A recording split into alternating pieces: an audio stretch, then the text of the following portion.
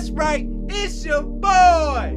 And I got a special today. I'm not coming at you on a Thursday, the way I always love to do, because Thursday's my favorite day of the week. Why? Well, I was born on a Thursday, 11:47 a.m. But we got a special today. I got my man G Hug in the house. I'm gonna let him introduce himself, how he wants to introduce himself. We'll get into it. You know, folk just start getting good at stuff, and they just demand when they doing stuff, and you just gotta let you tell them what to call you. You tell them what to call you. Well, if you know me from high school, middle school, you know me as G Hug. Also, if you know me, you know that my first name is Jared, and it's spelled different, Georedt. So some people call me G, some people call me G Hug. Right now, on my business cards, I'm going by G Michael Huggins, just to kind of alleviate any kind of confusion with how to pronounce my first name. I just leave it at G. So y'all can call me G Hug or G Michael Huggins. You know I spelled your name with an H. I played with your name 30 different times, like during text. I'm like, hey, people ask, hey Joe, what you doing this week? What you doing, Nico? I'm like, I literally spelled your name 30 different times, and I was so lazy I did not go to Facebook, and each time I was able to save each spelling of your name that I came up with. It was RHTs, and I'm like, man, but the thing is, I've seen it spelled with an H, and that's crazy. That makes no sense. Hopefully, when you post this, you'll have. When I post it, it's gonna be right, man. I'm professional. I'm but professional. I've been called so many different things, especially telemarketers. They call you, they pronounce your name all kinds of crazy ways. Obviously, it looks like George. Most of everybody says, oh, we thought it was George misspelled, so they just assume, oh, your name is George. Been called all types of stuff. Y'all just assuming people's stuff is wrong. People's names spelled wrong. Who just spelled? So just call you. You got my last name on your documents anyway. So just say Mr. Huggins. There you go. Is there? You know what I'm saying? Like, did you ever think you would get called Mr. Huggins ever in your life, bro? Did you ever think that? When it just came out of my mouth just that second ago, I never thought of that. I thought about going into education, and the one thing that I did not want the kids to call me was Mr. Huggins, because for those of you who also know me, my dad, his name is George Huggins. Absolutely. Was an educator for over 20 years. Yes. And he was Mr. Huggins. Yes. And so the last thing that I wanted to be was another Mr. Huggins. And I'm just like, man, no, everyone, oh, Mr. Huggins, that's your dad. Mr. Huggins. I'm like, so I had a whole thing already planned out. I did some hours of observation in the classroom, and the kids were, they wanted to, acknowledge me by my name, so I told them to call me Mr. H. So if I was a teacher, that was going to be what I was known by, Mr. H. But yeah, I didn't go to educational direction, but still. So no, I never, I never thought about. I'm just thinking of it. I'm like, oh, because when you say Mr. Huggins, there's only one name that comes to mind. There's only one ever. That's it. So yeah, definitely. What's crazy though is one of his brothers. Indianapolis, he's an educator as well, and principal, got to be or whatever. I met some people from Indianapolis just in passing conversation. He was like, yeah, we had a Mr. Huggins. I'm like, what's his first name? Okay, so there are two Mr. Hugginses out there, and that's notable. Notable, very just the black, strong. Don't take no mess. Don't take no nonsense. Stern teachers that's gonna hold you accountable. And both of them the same way. So they had one in Indy, and then of course one right here. And I gotta ask, is he like an Aquarius? He was just like, I always felt so. I know you don't really get into that, man. Shout out to Christian faith, all that. You know how we do. I know you don't get into that, but I'm just saying. He was born December. It was December 22nd. So I think that's know. Like Sagittarius or something. I don't know that.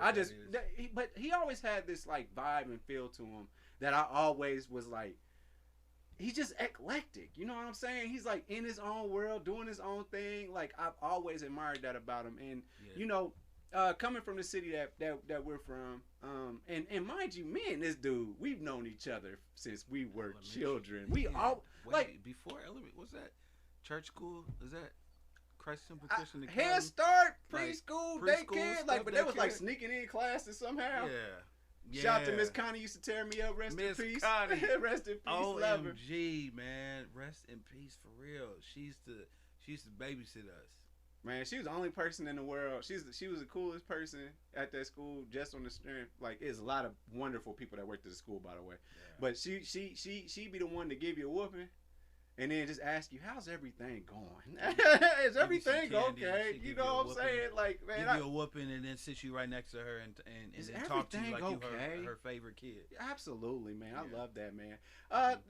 Matter of fact, okay, we got plenty to talk about today, so Yeah, y'all yeah. just be ready. This is a special, so we do. That's what we do. You know, I know y'all used to me running up here, running my mouth about what I run my mouth about, whatever's going on. But this is special. We only talking about us and what we like to do. Man, so like, growing up, man, somehow my grandma got me at Christ Temple. Mm-hmm. Somehow, and a lot of my great friends that I would go on down, because you know we had that like skip in elementary school. Like, Yeah. we would see each other at church stuff, Right. but like everybody went on to different elementary schools and Yeah. all that different stuff, and yeah, then like when the school split, it was just like everybody went.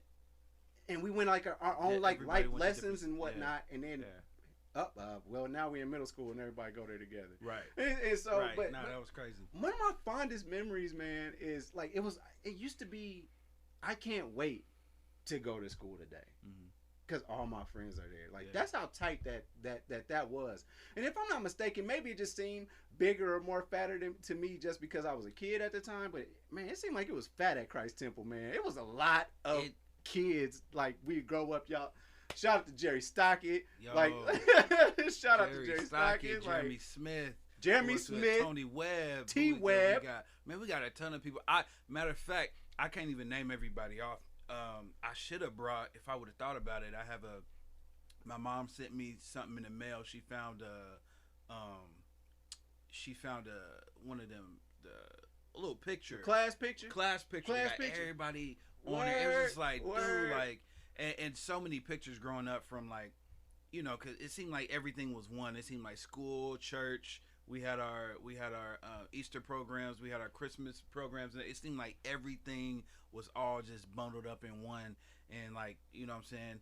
Seeing you in some of the pictures, seeing some of the other people who I forgot even went to the church school, even went Like, to man, preschool you went there It's too? like, yeah. Some of the faces like, man, it's like, what? You went there? It's crazy. Of course, y'all know my dogs, BG and Gotti, just have to interject themselves into every show somehow, at some point, for no reason.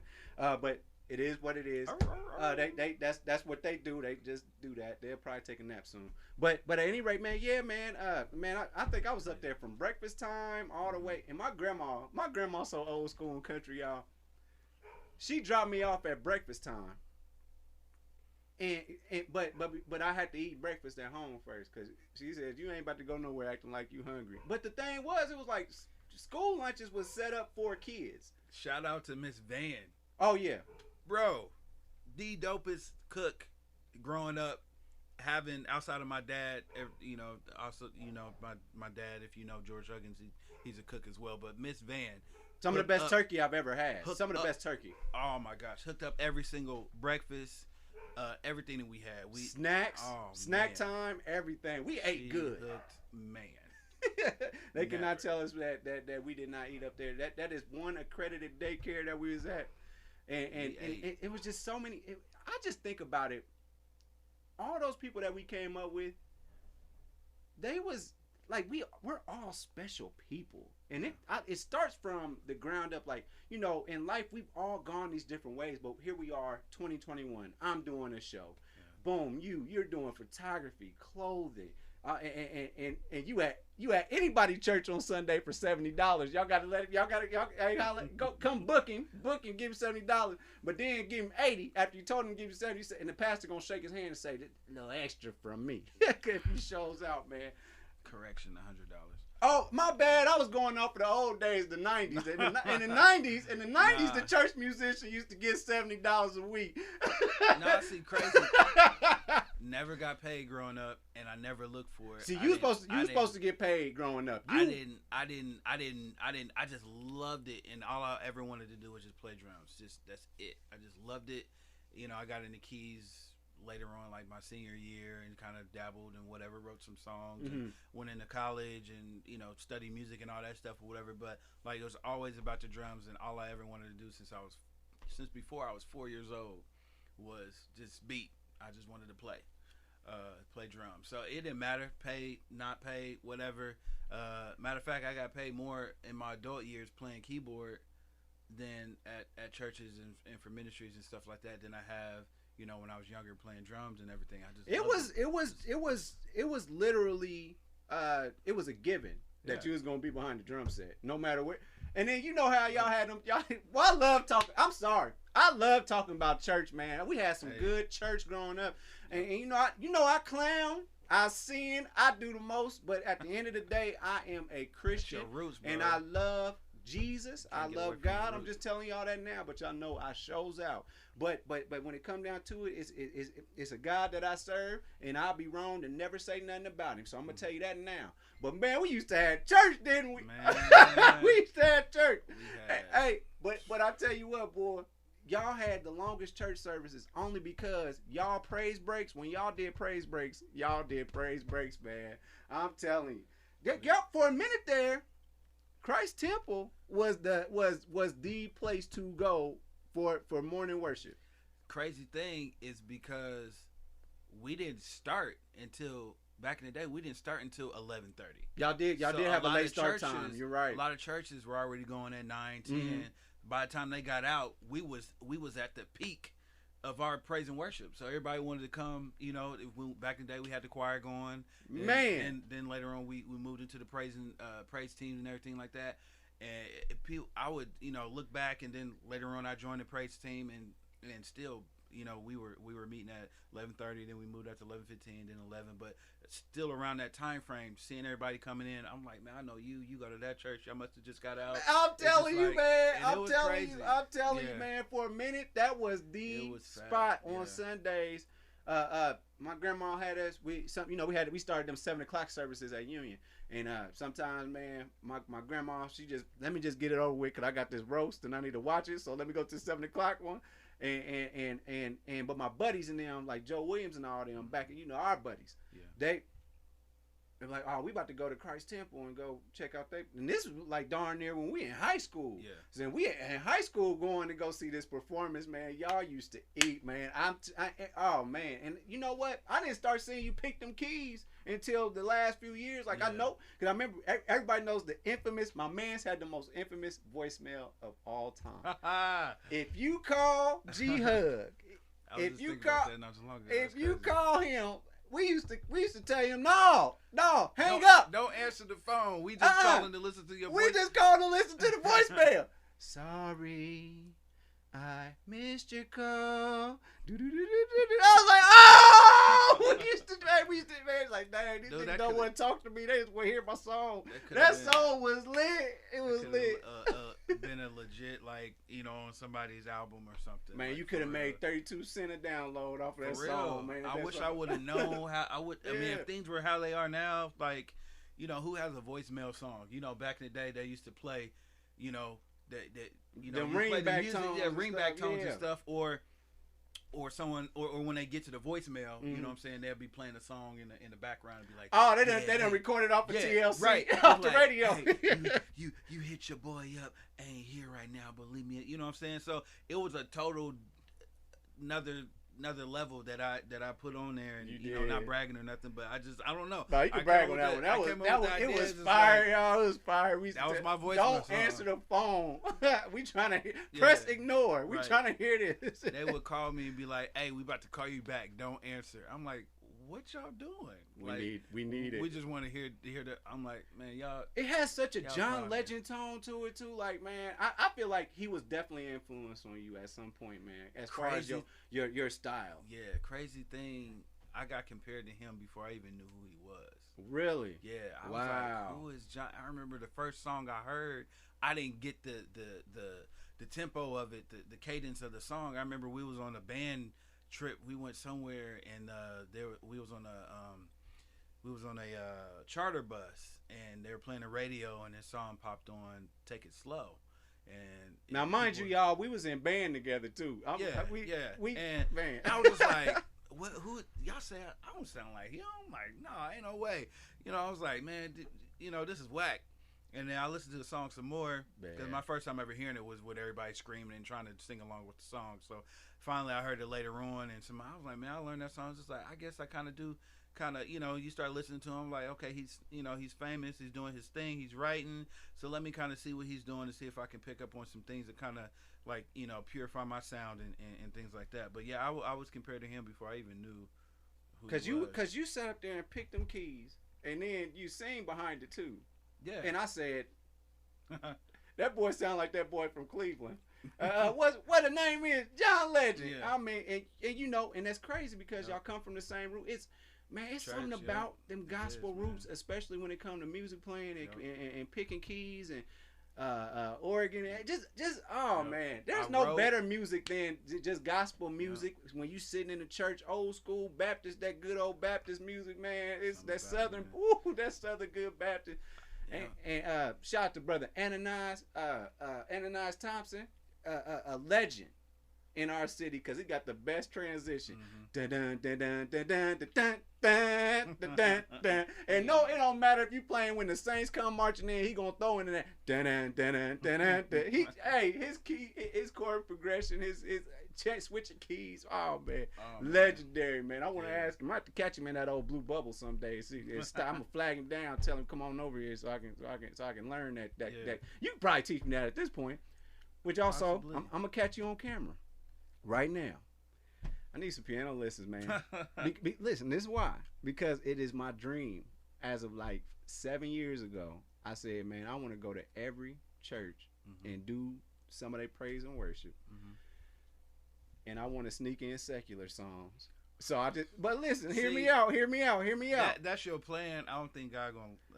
No, because you got to have a little comedy in church. That's all. It's the funny aspect of it. You don't remember back in the day they used to throw a little Jodeci in there and everybody be like, but did nobody else know what it was? Here's the thing, with that. It really was just gonna be Carl Thomas. I wish I never met her at all. That's all I really wanted to do. You're gonna end up getting kicked off, getting called out by the bishop if they catch you or whatever. Not these new secular. I'm talking 90s R&B. I ain't talking about this new stuff. What'll be dope is if what you need, you need a little Jamie Foxx stand-up segment. That's what you need. You need something like that. I think when they see me go up there, they know what to expect. That's what I'm saying. When they see me go up there, they know, let's get ready to laugh. They're going to be like, hey, no. During worship, they ain't going to do me like Sunday? That. No, I'm saying when they see me go up there, they know that I'm coming up there to clown. After church. During church. We got special pianist coming up today. Y'all know him as Unico Williams. I know him as Joseph Jones. You know the pastor going to tell. And I'm going to get up there. For Easter Sunday service or something. And they going to. Random Sundays. It's 52 Sundays. It's gonna be a random Sunday. I'm gonna pull it back a random church. It could be in Georgia somewhere, anywhere. I'm just gonna clown for a good 15 minutes. That's all. And we're gonna talk about that good. So we'll talk about that. We'll talk about that. But yeah, man. So yeah, whenever we get some time, man, I show you what I know. I always. You taught yourself. That was the other thing too, man. You taught yourself how to pick them keys. Like I always say, like, sometimes I sound like I know what I'm doing, depending on what I'm playing. Same thing with guitar. I taught myself how to play. I had a professor in college who showed me like 2 chords, and then from there, kind of picked up on stuff gradually. Learned some songs from the keyboard to be able to transfer over to the guitar, acoustic guitar, and I sound like I know what I'm doing, and that's just in various keys and for various, types of songs and stuff like that. But so like I said, I mean, I can, hey, it's nothing. I just want to throw this out here too. What I know, I'm no pro, but I love to worship. So when it comes to keys and stuff, and comes a guy, I love to be used, and I love to worship. So absolutely, and I'm not naming no church, but it was a time I was at this church house, and the lady wanted to pray for about an hour. and she had the CD going in the background with thunder rolling in the background. I done went and walked across the pulpit. I might have had a couple of shots of Hennessy before I had went, but I had walked. You know, I turn up a little bit for the Lord, and I had walked. Be honest, man. It wasn't even a communion Sunday. You just came in there and just already had Hennessy. Just a couple. I'm being honest. I'm being honest. It could be any Sunday. It could be any Sunday. And I just, just make sure I go in there right, ready to talk to people. And I had went up there in that pulpit, and y'all learned that song right there on the spot. Y'all learned that song. He was like, hold on, because they about to play that song on the CD and just keep on putting it on repeat. And I was gonna mess up the flow because they used to have my man switch over and get on the keys. He had to learn. That was James. He had to learn it on the spot. You taught him, and then you slid up off that bench and he slid on there and he played the rest of it. I got to be at the next spot. I had to be at my home church. So she prayed that day. Well, man, you new endeavors at this point, man. You into a lot of stuff. What, man? We done seen each other all summer during the pandemic. We've been at pretty much every black sponsored thing that was going on. You got a booth out there, and it's for your photography. Tell them about your photography, man. So, Foto-Therapy Photography. I went full-time photographer at the beginning of last year, at the beginning of 2020, and crazy year to start a business, but for the last, since 2015, I've been in the military. So I mean, I've been doing drills basically 1 weekend in a month, and then some extra training and things for those of you National Guard members, Army National Guard members. Y'all know how it rolls. They tell you it's just 1 weekend in a month and 2 weeks in the summer. Nah, that's how they get you. But anyway, moving on. There's way more training than that. Just so you know.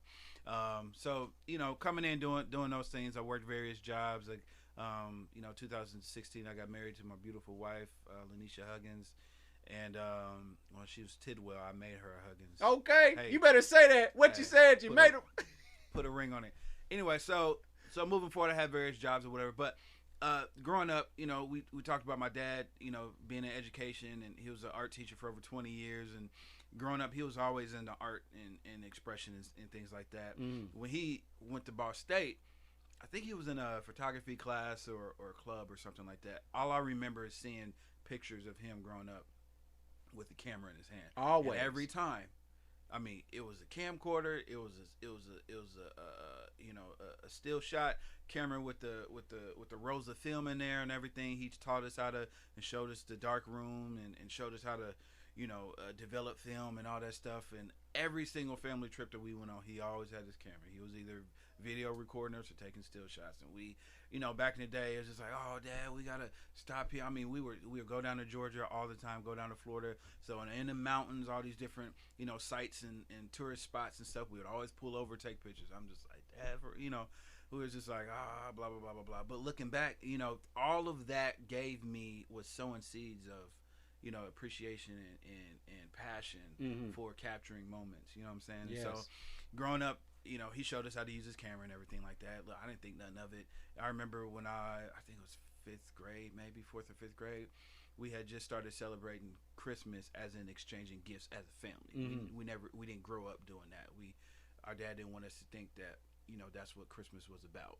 And so we would always give stuff away. My mom would always make pumpkin bread, and we would give it to elderly folks in our church and in the neighborhood and at the nursing home. So that was Christmas for us. We was always giving, and then it was like, hey, we'd like to do a gift exchange. And I remember I asked for a camera, and they gave me a little wind-up camera. It was a step up from the little ones you get from Walmart. Them disposable joints and drop them back off. It was a step up from that. You could put the film in there and everything. But in my head, I was like, I want the ones with the interchangeable film, interchangeable lenses, and I didn't know. Where to start? The internet at that point, we wasn't like how we just like, man, I need a camera. Right. I was just like, in my head, I'm just like, yeah, I want this. No idea how much it costs. My parents couldn't afford it. I talked to them about it years and years and years ago. years and years and years later. Them and even- cameras and is even high recently, too, ain't they? Yeah. And then it was like, oh, we couldn't afford it, so we got you. And I was just like, okay, well, I asked for the camera. They couldn't get me the one. So I was just like, okay, well, I got a bass, guitar, and, you know, new instruments and stuff or whatever. So I didn't think none of it, you know, whatever. But, you know, through college and you know, I would see people, you know, shooting with cameras, and I would always gravitate to you know, photographers. And, oh man, well, you know, I know nothing about the camera because I never had a chance to learn or anything like that.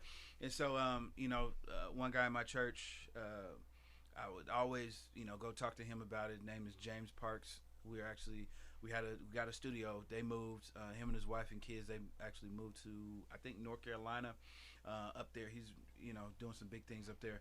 And anyways, he gave me a little camera that he had that he wasn't using anymore, and he was like, man, just play around with this, get used to like the settings and learning how to turn this and turn that and get this effects and blah blah blah blah. So I did. It's just like, you know, and no sooner than I got it, I was like, I need the next step up. You know what I'm saying? They got that one mastered. Yeah. And so what happened was, some time passed. Joe, you mentioned clothing, so I'm a segue over into Banner Clothing Company, Christian clothing line. I was pushing that and trying to really get that off the ground. And so I hooked up with some Ball State students. It's one young lady put together a little photo shoot, and she got a photographer, Ball State student. So I paid him, and then I knew I wanted to do more. And so I was like, man, I'm gonna go broke trying to pay photographers to do these photo shoots, and I ain't even sold a hoodie yet. I ain't even sold a shirt yet. So I was like, well, I talked to my buddy James again. He was like, looks like you just gonna have to, you know, buy you a camera. And so I had my eyes set on one at Jack's Camera Shop here in Muncie, and finally I got one. $250. Great company, by the way, man. Yeah. Great store, man. Yeah. Great store. Classic store. Historical store. Yeah, I was really, you know, segue again. You know, they had to change a lot of their stuff and basically shut down during the pandemic. And, you know, that really hurt my heart. My studio was literally right around the corner from it. Anyway, so, you know, clothing, I needed a camera. I needed some way to take pictures and promote stuff, right? And so I eventually had my eyes set on the camera. I eventually got it, bought it, started playing around with it and shooting. Then it was just like, I'm just trying to learn how to work the camera and learn how to, you know, promote my stuff. Got an Instagram page and, you know, Facebook. I was really pushing, really trying to get this thing off the ground. And then did a couple years of that. So my early work was just me, you know, shooting people with my clothing on, just doing some fashion stuff. Right. Whatever. And then I was just like, dude, I really want to do more, you know, expressive stuff. I really want to just take pictures of people, not worrying about, you know, trying to get the front image, because, you know, that's promotion. You start getting them memories and stopping on the side of the road. Like, I want to capture this. I want to do some stuff. I want to do some meaningful stuff. I want to do some different poses, and, you know, females, males, you know, couples, just the whole thing. I want to be able to capture all that stuff. And it's just like, so I started reaching out to people like, hey, you know, some of the people who modeled, you know, some of my t-shirts and hoodies and stuff. I'm like, hey, would you, you know, I'm just trying to grow my portfolio, you know, whatever. And then that just went. Start getting lights here, start getting camera lenses here. And then next thing I know, it's a guy I know said, hey, my buddy's getting married. They don't have a photographer, you know, would you want to come do it? I was like, I ain't never shot no event, like, officially. It was like, how much would you pay? Or how much would you charge? I'm like, I don't know. I don't know. Yeah, I was like, okay, how far is it away? Okay, hour drive. I'm like, well, it's like $250, $300, whatever. He was like, all right, they're cool with it. Come on down. And I was like, what? And so my first paid after I got paid there, I was like, it like a light bulb went off. I was like, I can do this for money. Before then, I never thought about charging anybody. I never thought about doing it. It was just like, I'm just trying to get good at it. I was really, really hungry. And then you was basically, though, in a sense, you was started off as just a way to save money, right? Because what I'm gonna pay y'all for, exactly. And so you started off saving money, and then it turned into profit. Exactly. That's y'all better be listening now. Yeah, to the point of 2020, I went on ahead and took a leap of faith and went with full-time photography. I was working a little bit at the Boys and Girls Club and doing photography, trying to get my name out there, and I'm still doing it. I mean, I'm still fresh. I'm no veteran at all, but I'm hungry. That's the thing. Like, I'm gonna keep pushing and keep pushing until something happens. You know what I'm saying? I'm gonna keep on working it. I'm passionate about it. I love photography. I love working with people. I love capturing stuff like that. Love capturing moments and creating moments to capture and things like. I love it. Absolutely love it. And so, like I said, that's driving my hunger and my passion for learning lighting, learning the business, getting everything in order, learning equipment, all of those things, being even thinking outside the box and getting more creative and things like that. And so I was working a little bit at Boys and Girls Club, and I remember that we were going. It was the summer, and we were going into, praise report, because I had opened up a studio with James Parks and Johnny Woods, who's an artist, and we couldn't really use the studio like we wanted to because the pandemic hit that year that year that I went, and I was like, hey, full-time photography, a few months later, a month or so later actually, there was like, hey, everything shut down, bars, restaurants, can't even do appointments, stay in the house, just all that was it's just like it really really hit, and it's like, man, we can't even be in our studio, we can't even leave. I was almost scared of leaving the house. But working at the Boys and Girls Club, that became an essential job because we were working with kids whose parents had essential jobs and were working at hospitals and things like that. Right. So they declared that an essential job, so we had to be there with the kids and everything, and it was crazy because we had to socially distance. Still, we had to wear masks. We had to make sure we was cleaning every room. We went from this room to this room, and before we all went over there, we had to make sure we wiped down everything, sanitized everything before we went there. And if we touched this basketball or touched this handle, we had to sanitize everything. And we did the entire gym. I was basically kind of running gym for a lot of the time, and I mean, it was fun. I had fun with the kids. I really enjoyed it. I was teaching them, introducing them in the media and stuff like that, letting them record some things, helping them start YouTube channels. They were really really big into that. All the kids wanted a YouTube channel. No, they want to play Fortnite, and they wanted all that stuff. They want to show everybody they can play. I want to start a YouTube channel. What's your YouTube channel going to be? Basketball. I was like 10 other kids over there want to do a YouTube channel about basketball. I was like, let's think about some other stuff that you like, or whatever. But all that was fun. And then they basically, there's a position, a full-time position that I could have probably stepped into. I'm not going to say, yeah, it was mine. They basically handed it to me, but they wanted me for it. They wanted me to stick around and work full-time. And at that time, I took a leap of faith, and I turned down that position. I went and interviewed, and I told them in the interview, I said, yeah, told them, things to work on, this, that, and the other, what have you, because it was a catch-up session too. We were able to, talk about how things were and what things they need to work on, and whatever, and how to grow and work as a team and stuff like that. And then it was in that I was like, I can't move forward with that position. Something else in your heart. Yeah, and I told him, I was like, I really want to move forward with the photography thing. I'm starting to pick up on business, and I really want to move forward because before I was only working a couple days a week, and then when COVID hit, full-time hours came open. They saw me working, and they were like, "Hey, we like your work ethic. Can you there's more hours, basically. Yeah. We want to give it to people who's going to be here working, cleaning, helping, run the thing how it should be. So there's more hours if you want it."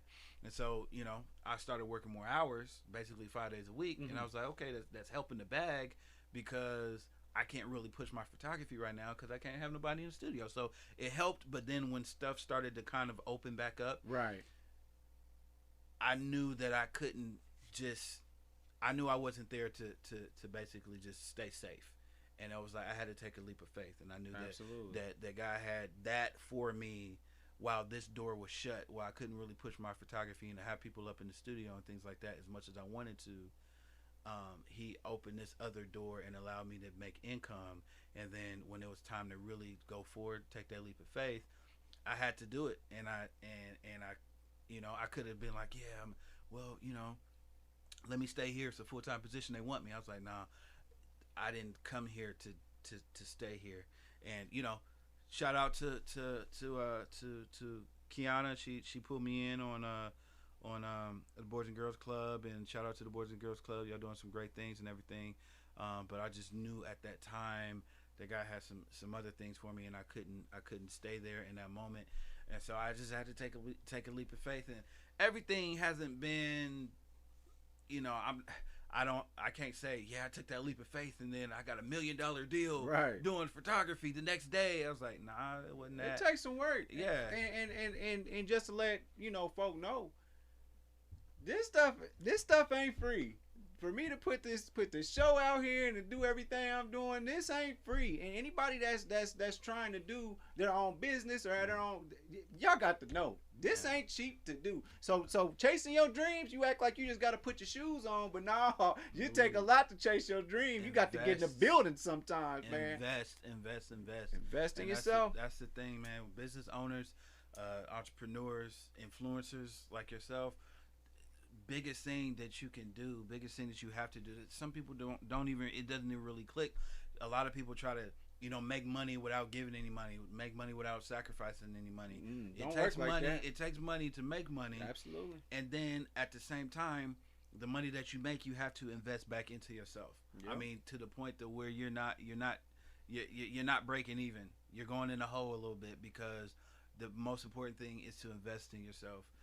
And get the things that you need, get the training that you need, get the education that you need, whether it be taking a couple courses here, whether it be watching YouTube and really learning how to do stuff. You know what I'm saying? I'm going to make a shirt that says graduated from YouTube University or student of YouTube University, something like that, because I'm on there daily. It's a lot of people on there for a lot of stuff, man. I think my best batch of greens, because, you know, going back to when you depend on somebody for something else. Don't take my idea for the T-shirt anyway. I already got that trademark. So it's I gotta record it legally. You cannot use that. It's recorded right now here on January 27, 2021. Yep. But I you know, this girl, she makes some of the best collard greens I ever had. No offense to my grandma, these some bad greens, man. But you know what a girl can do sometimes. Fall out with you. Tell them I ain't talking to you no more. All type of stuff. And be wishy-washy. But dang, what if you want you some greens? and you know what I got on that YouTube one day? I said, no, I ain't about to. I'm not about to sit here and wait on her to be making me some collard greens. I'm about to learn how to make my own greens. Well, I went up there and got me a couple of bushels and got to work. And I cleaned them greens and I seasoned them and all that. Put them in some good old chicken broth. And it fire. And I said, you know what? This just as good as hers, if not better. So with that being said, I got that off YouTube. I watched a whole bunch of them, and I took the pieces I liked. Yep. That's it. It ain't just one person. Now I went down there. They got Jamaican style collard green. You know what I'm saying? Hey. Shout out to Oxtail Soup. That's next too. I got to go to a butcher to get that. And I just found out. I thought my grandma just was going to Marsh and just going to Payless and getting. No, you got to go to that butcher. You got to go to that butcher and get y'all meat now. Yeah. But yeah, man. And just going back to it, you know, you had to invest in the camera in order for you to take your own pictures. Yes. And look at you. It's nonstop investment. Like the first camera I got was $250. And to some people that's a lot, to other people that's nothing. It was a 20-plus-year-old camera, Nikon D3100. I still have it. I'm gonna say, how you hook that up? How you hook that up to the computer? That's my backup camera. If my camera now goes down or whatever, I go grab the battery, charge it real quick. You know what I'm saying? I look back on some of the things I've taken pictures of, some of the people and sessions I had with that camera, and I'm like, man, I use that camera. It's still a awesome camera, and what I was saying about investment, like constant investment and constant learning, constant growing. I would do one shoot with somebody, and then the next time I had a shoot, I would try something different. I look back at the pictures and I'm like, man, I should have tried this. So let me do this. I look on YouTube, like, okay, this is how they're lighting this. This is how okay, put the light here. All right, turn this way. Boom, boom, boom, boom. All right, because I wanted to learn. I remember one summer or one winter. It was going into the winter season because the whole summer I was shooting outside. For all you natural light shooters, hey, go do your thing. I love natural light, but grow yourself, challenge yourself, and learn how to do lighting. Whether that be still lighting or continuous lighting or strobe lights. Learn it all. Be versatile. Be able to know what to do in any situation when it comes to lighting and stuff like that. But one winter I was like, okay, it's getting colder. I can't shoot outside. I'm gonna buy me a light kit. And it was a continuous light kit. It was a little cheap thing off Amazon, like $70. It came with like a green screen, a white screen, black screen. Still got the stands and everything. It came with little, cheap soft boxes and umbrellas and everything like that. And I was like, I'm gonna learn how to use this. I had a little space. I was renting a little office thing, and so I would use this little corner and set up lights, and I would text people, message people like, hey. I was still doing my banner clothing thing, so I'm like, hey, can you come model for this, and just try different things and whatnot. Like I said, YouTube, like just digesting that stuff every single day, to the point now, it's been a journey, but I've been so hungry and so passionate about this stuff. People have hit me up and asked me like, how'd you like, I'm talking about experienced people. Have hit me up and talk, man, how'd you like, oh man, I love the lighting there, man, I love, man, this is good, people will reach out, saw my early work, and it was good then, but just to see sometimes you're just good at stuff because you just pick something up and just do it.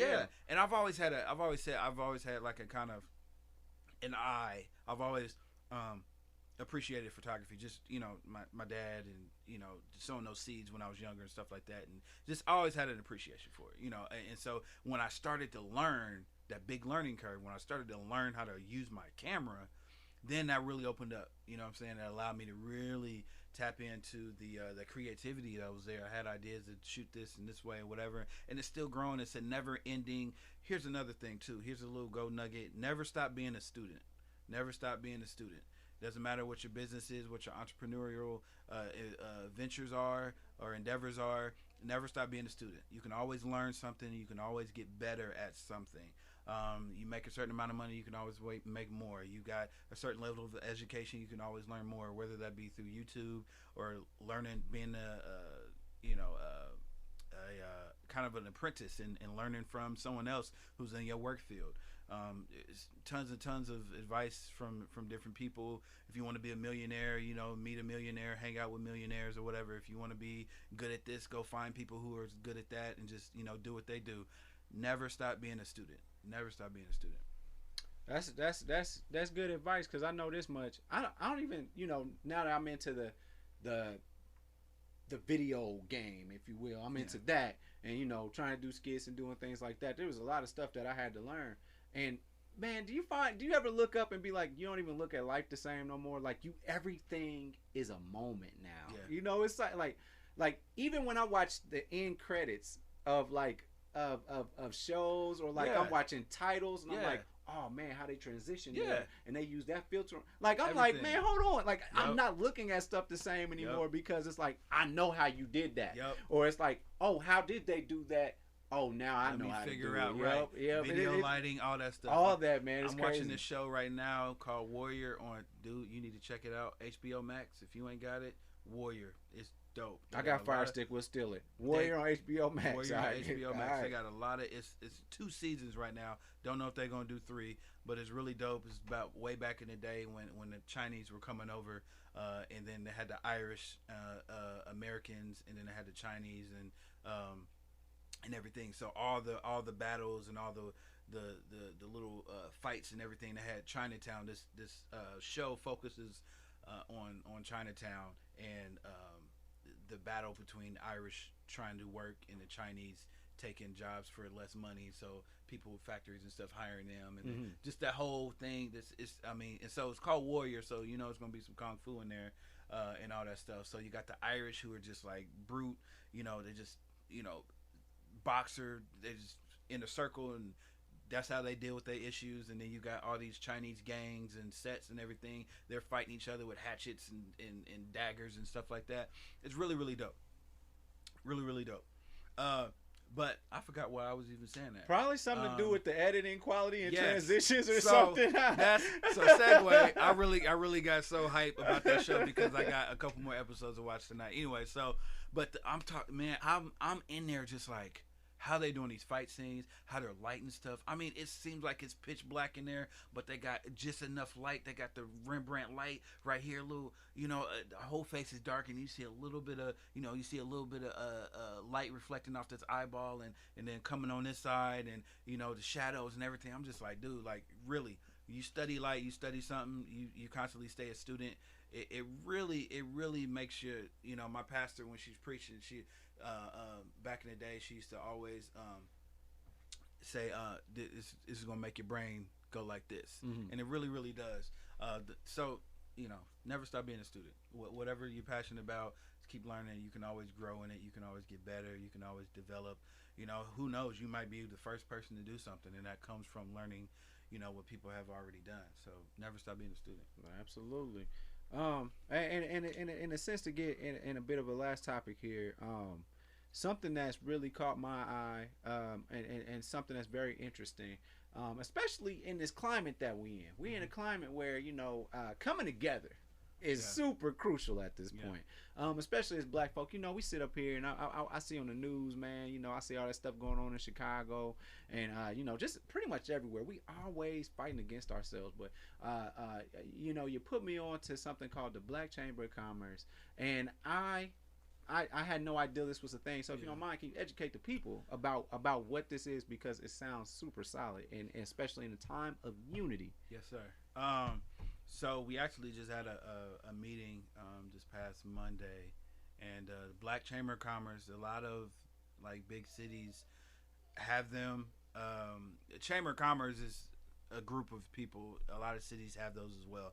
Chamber of Commerce is just basic, it's a chamber, it's a group of people who talk about commerce and talk about business and kind of have their ear. It's usually to the ground. A local thing. Yeah, right? yeah. It's a local thing. So they're really about making sure that the local businesses is getting available monies that's coming in, jobs and things like that. That they have a chance to bid, like construction workers. They have a chance to bid on certain projects and stuff that the city is going to be doing, and whatever.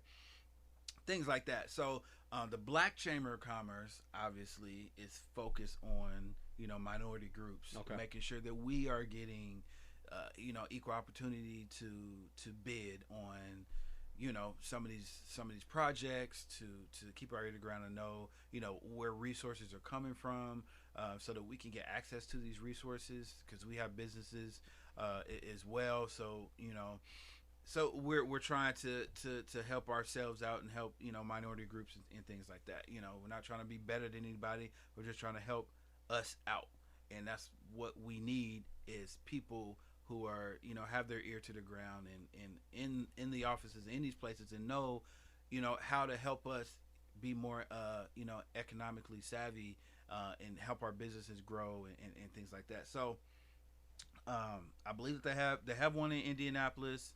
And like I said, like a lot of major cities have one. So we felt that it was, well, I'm not going to say we, because I just found out about it. There was a Facebook group that Teresa Long started some years ago, and it was basically just a group to stay connected with black businesses.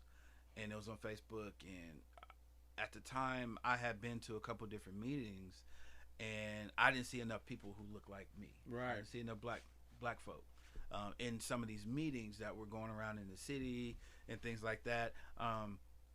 I've been an entrepreneur. I've had an entrepreneurial mindset before I even knew what an entrepreneur was. It was just like, just the wants and the passion and the desire to want to start something afresh and new, start a business on my own, and I have to work for somebody else, for the rest of my life. And it's multiple businesses and things like that. It's not, I don't just have one big thing that I want to do, but it's multiple things. Man's hands is in everything. I mean, it's either on some keys, hey, on a camera, hey. drawing. Oh, the man used to sit up there. I remember we used to draw the Dragon Ball Z figures and stuff back in the day. I used like, to try, yeah. Hey, Jay. And then you know what the best part was? You used to make your own Dragon Ball Z characters too, and then you made them black. And remember, you used to make them black, man. Me and Craig Winburn went hard. Like Memphis Mons, baby put, boy. Hey. He had this book, this Marvel book of all these characters, right? And so what we did, I had a character, Craig had a character, and we used to draw, and we used to make up you know, origin. We had an origin story for the dude. We had his weapons, we had his strengths, we had his weaknesses, and so we would kind of battle. Like, you know, my dude can do this. I'm like, well, my dude can do this, and his strength is this, and his blah blah blah, and this, that, and the other. You know what I'm saying? So we'd make up our people. But the crazy thing about, you know, my dad was an art teacher, and so just art, drawing, and all those things. I really don't draw as much anymore. It's more graphic design, more or less right now. But I was always drawing at the wrong time when I was supposed to be taking a test or when I was supposed to be taking notes. That's when I was drawing the most magnificent murals on my folders and everything. Right. Like if I could take a picture of some of them things that I used to draw that were on my folders and, you know, homework sheets and things like that, like those things could be masterpieces right now. I remember we used to be like, hey, can you draw me a folder? Like we used to be all, man, you just. I used to draw everything, man. I used to draw Hold erasers, on, and everything. let's not forget, hey, can I get a lineup before the concert? This man used to, man, and he's my only left-handed barber I've ever had, and so it was like different. I forgot about that, man. That's crazy. Yeah. So another thing, my dad growing up, my dad cut our hair, me and my brother's hair, and so he was always really kind of, you know, stingy with our hair. He didn't want us to go to any barber. He was like, hey, if you're gonna go to a bar, so middle school, high school, he was like, if you're gonna go to a barber, I want you to learn how to cut your own head first, so you can fix it, so you can do whatever, so you don't have to be dependent on spending money with anybody else. Because he was like, if you don't want me to cut your hair, because we had bald fades from elementary school all the way through middle school, like bald fade. That was all he can cut.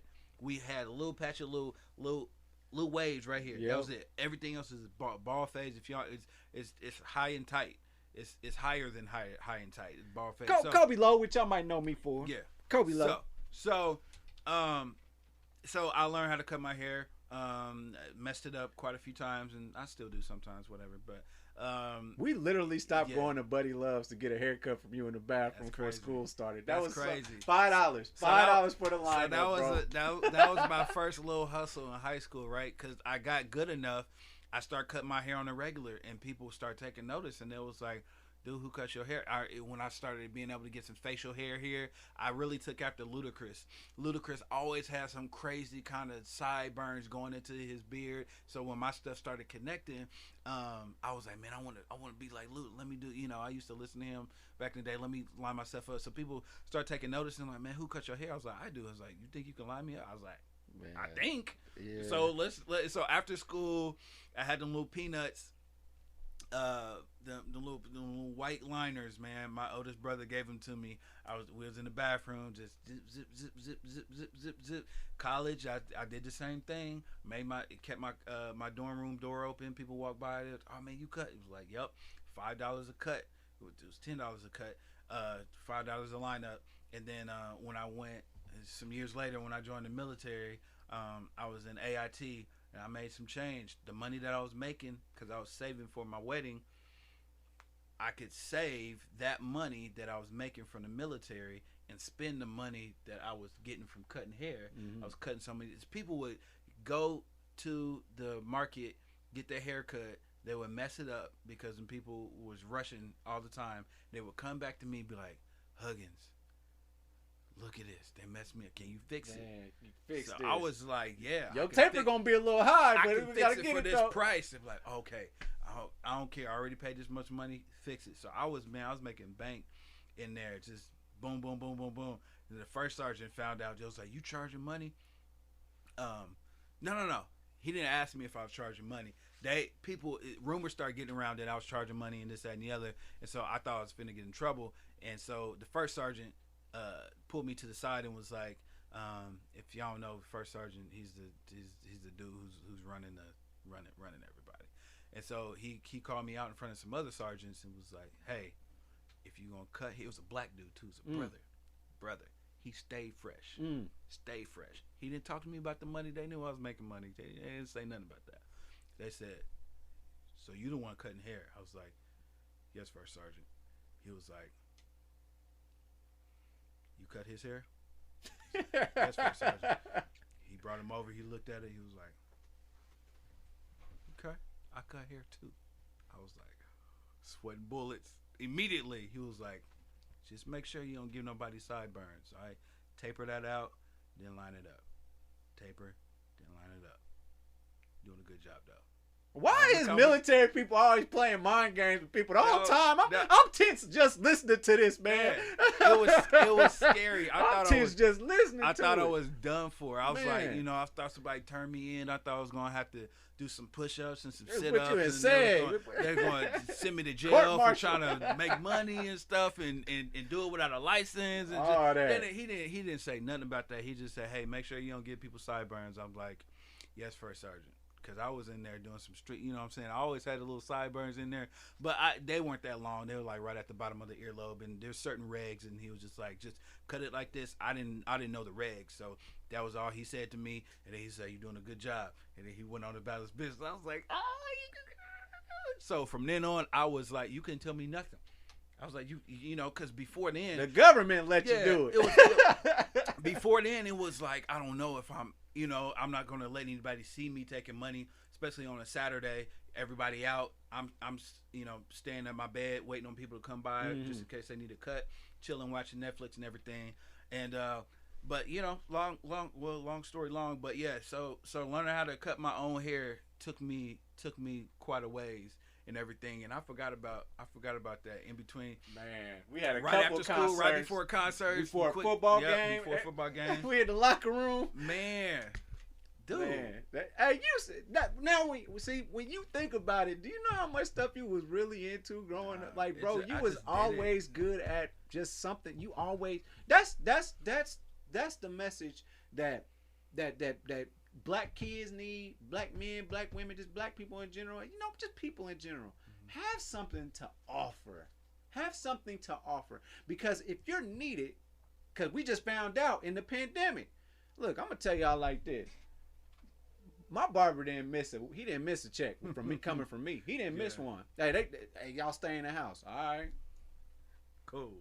All right. Right. I'm getting my hair cut. Right. So he's still eating. He's still gonna continue to eat. Of course. And you know, they say you're supposed wear your mask. You're supposed to have an appointment, blah blah, and then all these regular. No, I'm getting my hair cut. I'm risking it all for the fresh cut. Yeah. And then what else? What else are we learning? Like fast food places and grocery store workers, stuff like that. Have something to offer. You'll never go down, because we saw a lot of businesses. Die out. Yeah. Because they couldn't hang on for five months. Yeah. And then that really forced you to change, be able to, you know, like you said, some businesses couldn't adapt fast enough, and it really forced you to evolve fast, like find other ways to get money. Shoot, I saw what was it out there? Chuck E. Cheese. You know, they thrive off people coming in and playing the games and everything, but they offer food, they offer pizza. So their doors had to be shut, but they were still making pizza. They had signs. Somebody was out there drawing with a permanent marker on signs and on the windows and everything, $5 pizzas. So they adapted. They was like, hey, we still got to bring in some kind of money. We can't just shut down. I went to Dallas this past in August, and of course I gotta go to a Dallas bar. I'm like, we in Texas. I've never been to a bar in Texas. I wonder if it's like the movies. So you know, I go there, and it's definitely not like the movies. It's definitely just like it's a bar. Yeah. But the thing was, in order for them to keep their doors open, they just had to do the bare minimum, which is offer some kind of food. And she said, "This is what I got. There's bags of popcorn." She was giving us like the Weaver and the Weaver, Orville, bread and butter, all that stuff. She was just giving us those and said, take it over there to that. And then she had like little small Tostino pieces and just throw them in the microwave if you want to. But she got Hennessy, Patron, everything. She got the whole lineup up there, and I got faded and got me popcorn, because if you walk in, I'm there. We are serving food. It's popcorn. We serving food. Hey man, you gotta evolve. You gotta be able to adapt. Absolutely. And then even now, as me and my wife are starting, some business ventures, and then even with photography, being able to implement some different things, I started telling people, and my wife, talking to her as we're developing these business plans, and trying to increase and develop our businesses. Even with photography, even though that's already going, I'm still growing and evolving and learning stuff. what can we implement that would be called, and I'm sure I'm not the only person that said it, but I wanted to develop something that is pandemic proof. Right. I want to develop some kind of motto, some kind of something to where, hey, if this involves people gathering together and people coming together, okay, what other way can we also, keep money flowing, because we're pandemic proof, just in case if there's another shutdown, just in case something else, next year or whatever, something else happens, whatever. Mm-hmm. How can we still, make money? Don't start a business. Don't even write a business plan unless you have some kind of contingency in that business plan to come against and keep you afloat in a time of a pandemic, or in a time of crisis, or in a time of like a recession and stuff like that. You know what I'm saying? Like, put that in your business plan, in your business model, and everything that you write. Well, how can you still make money if this shut down? How can you still make money if blah blah blah blah blah? And during the pandemic, I looked up businesses that started during pandemics or during recessions. Mm-hmm. Tons and tons of, like, every 10 years or something crazy that goes on or whatever. But right. But there's tons and tons of businesses that are multi-billion, $1 million businesses now that started during a pandemic, or started during a recession or something like that. Businesses, the last recession that we can think about or we remember is back in 2008. During that time, everything, crashed and people were losing their houses. The market just, just everything was crazy. There were so many businesses that got started during that time that are crazy that you wouldn't even think about. And so, there's money going out right now. The government's giving out money. You just got to find the right resources and making sure, if you're going to tap into that. Speaking of that, there's been a lot of black folk, and I'm sure white people have done it too. But I personally heard of black folk making up businesses and applying for all this money, getting tens and thousands of dollars of money, and then running off, going on vacation, or hitting a casino and stuff like that. They done made up a fake business, got money, from it, applying, lying on documents and everything like that. I'm just like, come on, man. We are such an innovative and creative people. We don't have to break the law. But it's just what you got to think about people's mindset when the system is against you. Mm-hmm. So, and you find a way that you can beat that system, because you've been getting beat. So start a real job. Don't make up a fake business to get the money and then go hit the casino or go shopping. I heard they making bands off of food stamp benefits too. Yes. I heard they making bands. Like, that is, if you can figure that out and figure out a way to get $1,000 off of food stamp benefits, when I was in college, when I was in college, I had food stamps, and I got food stamps. One of my buddies, his parents had food stamps. Like, growing up, when I was younger, we did have food stamps. Like, we had the stamps look like little, dollar bills, yeah. And I remember that, but my parents always, try to work together and make sure that we ain't had to stay on that. Occasionally we had powdered milk, and we would get some stuff from the different, food banks or whatever. Mm-hmm. And things like that. But, fast forward, I'm in college, and I'm just like, yeah, food stamp, I ain't never, and my buddy was like, man, you should get on there. I'm just saying, you college student, it can help out, whatever. And I wasn't staying in the dorms anymore, and I had got an apartment, and I was working. And so I knew I was working part-time hours, and I was in school full-time hours, right. And I had an apartment, so I had the bills to pay, and I was just like, dude, like, this is crazy. Let me just go ahead and apply.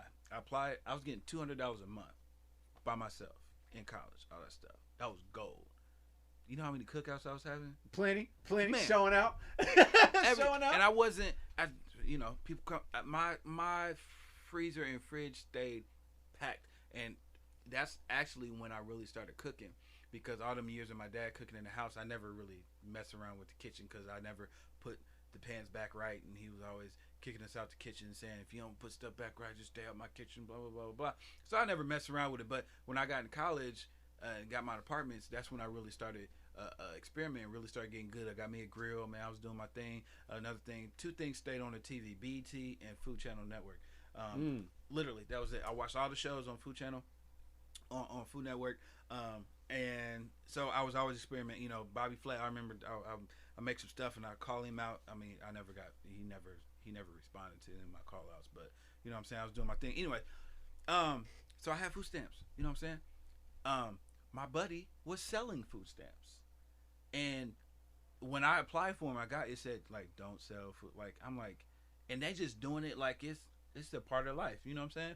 He was selling at the time. He would tell people, who would put it out and be like, man, he would flip it like, I get you 40 bucks worth of food items for $20. Mm-hmm. Get you, 60 for 30. for 30. Yep. Flip it in like oh, that. yeah, I know that game. I know that game. Yeah, I'm just like, I don't know. I was just like, oh, I'm appalled by this, but I'm just like, dude, like, we are so innovative and creative. We always find a hustle and a grind out of something. Absolutely, like, and that's from having to survive outside of the system. Yeah, because, I tell you what, man, that's a blessing. Them food stamps is a blessing. I make too much to get it. Yeah, now I do. Yeah. But like, I'm thinking about it, and I'm like, man, I paid $20 for all this food I got. And it's a blessing for both people. It's a blessing for the person that buys them and the person that sell them.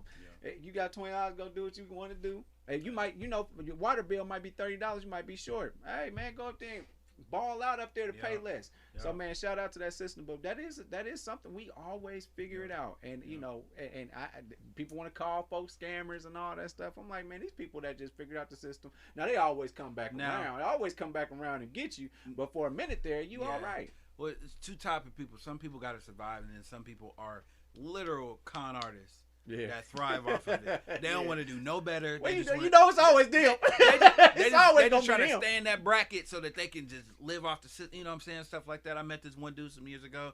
He was I used to hate going down to the Madison McDonald's. All types of different people was down there. But this one old head dude was down there, and he was bragging to me. I was down there. I was doing some network marketing thing. I got Buddy Love signed up for healthcare. At the time, I was doing this one program where I was getting people signed up, collecting names and everything, and putting their information in there, making sure that everybody got that. And he got some healthcare insurance or whatever. And to this day, he'd be like, thank you, man. Thank you. Hey, that's love for you right there. Yeah. Love. It was like, man, years later, man, thank you, man. Man, I really appreciate you signing me up. Thank you. And still to this day, but I signed him up, right? But while I was waiting on him, so I was doing my network marketing thing. I went into this McDonald's because he was like, hey, we're gonna meet here, right? And I had posted on Facebook, hey, I'm doing this. So he reached out to me or whatever. I got, I had nice jeans on and put my button up and nice jacket and went down to the bathroom, went to the McDonald's.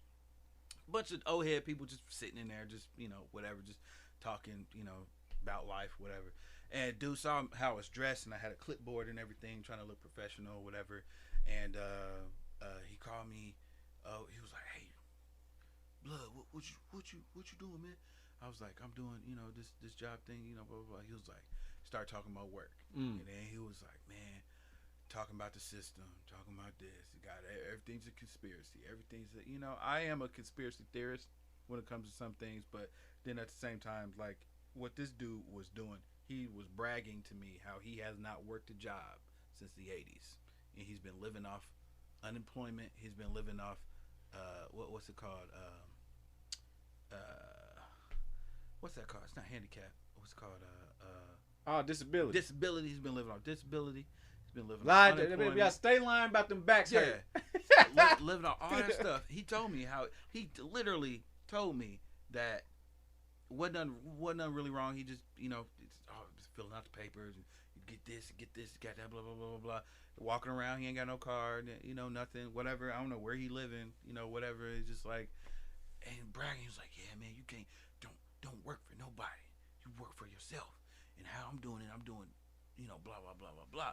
And I'm just like, what am I allowing myself to listen to right now? I was just like, I could not wait to get out of that. As soon as Buddy Love came in, I was like, cool, yep, deuces.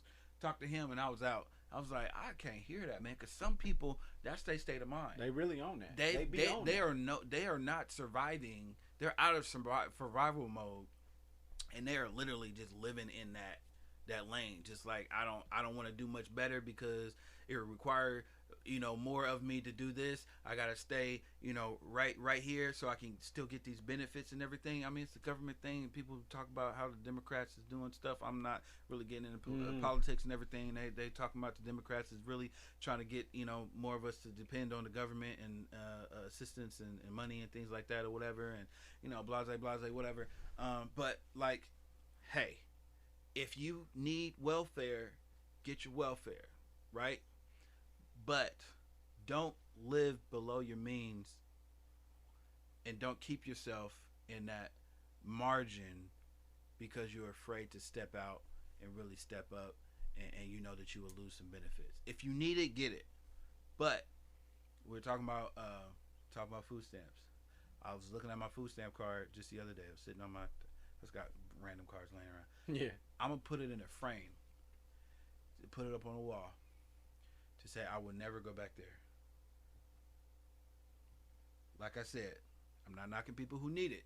If you need it, go get it. What have you? You got kids, you got, whatever, something happened, baby daddy, husband, someone gets hurt, disability, whatever. If you need it, go get it. But those people who don't need it, don't mess with it. Leave it for the people who actually need it. Get you a job, get you an education, whatever that is. You know what I'm saying? Like, work. And when I say education, work. When I say education, I don't have degrees. Like, I'm not talking about going to school. School is for everybody. Going to get a 4-year education, getting a master's and all that stuff. Like, some people they can just go to school and just do so. I'm not like that at all. I'll hop on Google real quick. I get on YouTube or something. I get a specific, question answer. I'm like, I'm trying to learn this. I'm trying to learn. Okay, what's this term mean? What's this? Okay, how can I do this? How can I learn more about this? How can I invest here? How can I do stocks? How can I do bonds? Where can I put my money to make money for itself? How can I, all these different things. The information is out there. You know what I'm saying? And so get that information, apply it, work. You know what I'm saying? Work. You got to work. If you got a dream and entrepreneurial ambition and idea, to make money. It takes money to make money. We already said that earlier in the conversation. So work your job and work your dream until your dream becomes your dream job, whatever. I try to make that a little quote or whatever. But put it on a t-shirt. Not for real. Work that. Do whatever job you got to do. Punch the clock. Work for whoever, whatever. Do McDonald's, wherever. Do whatever you got to do to make the money to get in and save money. Write your business plan. Write the vision, make it plain. That's the scripture. Write your business plan. That is the scripture enacted in natural terms. You go to any person who knows how to run a business or make a business, or we got all these different resources out there to try to help you get your business off the ground. They're going to tell you, write your business plan. There's a scripture. Write the vision, make it plain. Do all that, but work. Don't take advantage of the system. If don't take advantage of. I was about to say don't take advantage of the system if you don't have to, but don't take advantage of the system. Period. There's people who need welfare. There's people who need all these different resources and stuff. So tap into that. But for all these entrepreneurs for all these business people, for all these people who are grinding, who try to work the system and I mean, low key, they're doing some illegal stuff. Like, stop doing illegal stuff and put your mind to learn how to do this stuff legally and start a business. Do something. You know what I'm saying? There's there's tons and tons of millionaires. I've just watched a video yesterday. There's more and more millionaires nowadays, like within the last few years, than there have been in decades. And there's little self-help books. There's tons and tons of people to listen to, and I'm trying to tap into that as well, because I got some ambitions. I got some dreams and desires and where I want to be, income basis. You know what I'm saying? I'm not trying to have a bunch of stuff and 20 cars and everything like that. I just want to, if my car goes down, to be able to get it fixed. Yep. And not have to be sitting. Right now we got one car. We had 2 cars. My truck went down, and it's cost a little more than I want to pay. But you know what I'm saying? I want to be, if someone needs some help, family member needs some money, we want to be able to be like, okay, you need how much? All right, we triple, quadruple that. See, that's that go. contingency You know what you I'm was saying? talking about too. Always having a Yeah. contingency because, like, okay, you got 2 whips. Okay, one goes down. You got the contingency though. I got a whip. I still got one. Got a whip. Yeah. Oh, tell them where they can find you at, man. Tell them where you Man, want we them was to find them now. Yeah, come on now. So, photography, photo therapy. You can find me on Instagram at Foto-TherapyPhotography, and photo is spelled F-O-T-O. So F-O-T-O dash. You know black folk. We will. Hey, we gotta be, you know black folk. We gotta make it unique. You know what I'm saying? Yeah, it can't yeah. be just regular. You know. I already know. That's So- like a girl named Diogene. Hey, look, look you know. I know. I bet I know her name. Yeah, for real. Shout out Just to her. saying. She was cool. F-O-T-O dash therapy photography, right? Also on Facebook, F-O-T-O dash capital F-O-T-O dash capital T therapy capital P photography. All right. All them links gonna be below in the video for Yeah. sure. Also, I don't mind shouting out my number. Feel free to, serious inquiries only, please. 765-749-3497. I just call you and say what you doing. Yeah. Yeah, what's up, man? I wanna I call heard you on the podcast. What saw you on on? the video, man. What you on? I'm like, who is this? I listened to it. Listen, serious inquiries. If you want to know more about my business, if you're even an aspiring, photographer, even if you want to start a podcast, even if you want to start a YouTube channel, Design, put logo, out all that content, stuff, all man. that stuff. You know what I'm saying? I even got working on getting more space in my studio, building down a hallway from me. I have some space I'm going to be renting out. So if you got, if you want to take your podcast out of your house, if you want to take it out of your garage, if you want to take it out of your head and put it somewhere, hey, I can help you. We stream. I got a group that uses my space. That streams a couple times a week. It does their Facebook lives through my studio, and so we have a couple different backdrops, whatever.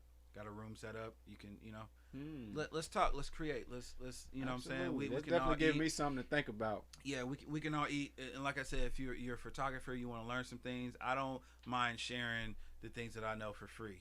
I'm not. Yeah, I can teach a class, and I probably will teach a class and do some things and charge for it or whatever. But I don't mind giving away gold nuggets for free. You know what I'm saying? Because it wasn't done for me. For some people, I have some kind of random people who sold into that, sold into me and everything like that. I don't mind giving stuff away for free. Because if we all help each other, we can all bring something to the table. Everybody can eat. I'm not stingy at all. There's some people out here who are. As a black person with other black entrepreneurs, we don't have to step on each other's backs. We don't have to step on each other's necks and dog somebody else's business to give your business more attention. We can all eat out here. It doesn't matter if we're doing the same thing. We can all learn from each other. We can all support each other and help each other. So No doubt. And speaking of everybody eats, everybody does get to eat. This brother do be showing love and just sharing, but everybody does eat, and unfortunately, baby Gotti ate. But this is one of the great. bro, I had the camo shorts. I swear I put the camo shorts on in this hat every single time. But as you can tell, this hat is fire. The design was fire, and then you got the banner. But baby Gotti got a host to this. The worst thing about it, the brim is nowhere to be found. I never found the brim. Like my dog hates these things. you still low key wear that. They got some no-deal hats. You can just trim the rest of it off. You see how he worked, y'all? Y'all see how he worked? Make something out of nothing, man. But look, man, I appreciate you coming on the show, man. We clap that up. We really appreciate that.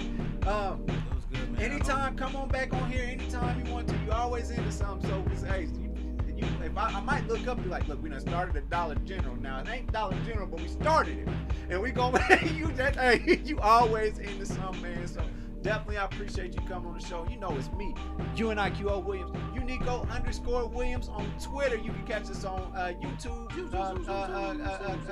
99 overall ENT, Spotify, Apple Podcasts, Google Podcasts. Did you know I was everywhere? I'm just everywhere. If you're looking for me, it ain't hard to find me. Much love. I holla. Appreciate you.